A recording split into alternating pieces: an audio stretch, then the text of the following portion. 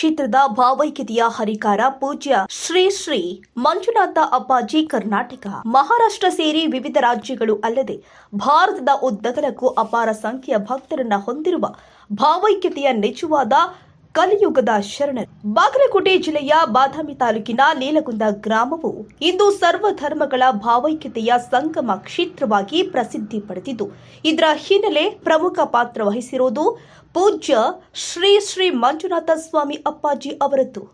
ನೀಲಗುಂದ ಗ್ರಾಮದ ಈ ಪವಿತ್ರ ಭೂಮಿಯಲ್ಲಿ ಭಕ್ತರ ಕಲ್ಯಾಣಕ್ಕಾಗಿ ಜೀವನವನ್ನೇ ಅರ್ಪಿಸಿದ ಅಪ್ಪಾಜಿ ಅವರು ಹಿಂದೂ ಮುಸ್ಲಿಂ ಸೌಹಾರ್ದತೆ, ಸಹಿಷ್ಣುತೆ ಮತ್ತು ಮಾನವೀಯತೆಯ ಸಂದೇಶವನ್ನ ಸಾರುತ್ತಾ ಗ್ರಾಮವನ್ನ ಪುಣ್ಯ ಕ್ಷೇತ್ರವನ್ನಾಗಿ ರೂಪಿಸಿದ್ದಾರೆ.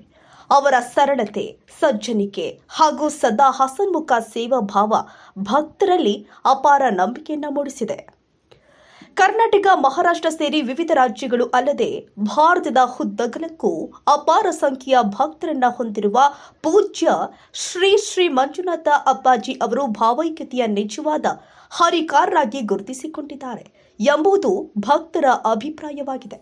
ಇದನ್ನೇ ಪ್ರತಿಬಿಂಬಿಸುವಂತೆ ನೀಲಗುಂದ ಗ್ರಾಮದಲ್ಲಿ ಹಿಂದೂ ಮುಸ್ಲಿಂ ಏಕತೆಯ ಪ್ರತೀಕವಾಗಿ ನಡೆಯುತ್ತಿರುವ ಹಜರತ್ ಪೀರ್ ಶ್ರೀ ಸ್ವಾಮಿ ಬಾಬಾ ಬುಡನ್ಗಿರಿ ಅವರ 16ನೇ ವರ್ಷದ ಉರುಸ್ ಕಾರ್ಯಕ್ರಮ ಹಾಗೂ ಗಣ್ಯರಿಗೆ ಸನ್ಮಾನ ಸಮಾರಂಭವನ್ನು ಏಪ್ರಿಲ್ 28, 2026ರಂದು ಬೆಳಿಗ್ಗೆ 10 ಗಂಟೆಗೆ ಆಯೋಜನೆ ಮಾಡಲಾಗಿದೆ. ಈ ಕಾರ್ಯಕ್ರಮ ಸರ್ವಧರ್ಮ ಸಮಾನತೆ ಹಾಗೂ ಭಾವೈಕ್ಯತೆಯ ಮಹತ್ವವನ್ನು ಸಾರುವ ಅಪೂರ್ವ ವೇದಿಕೆಯಾಗಿದ್ದು, ಸಾವಿರಾರು ಭಕ್ತರು ಭಾಗವಹಿಸುವ ನಿರೀಕ್ಷೆ ಇದೆ.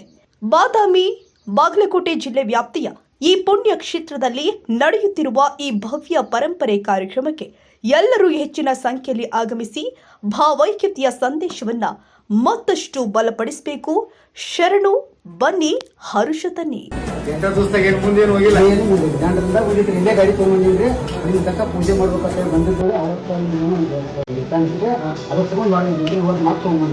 ಬಂದಿದ್ದು ಸಂಕಲ್ಪ ಮಾಡೋ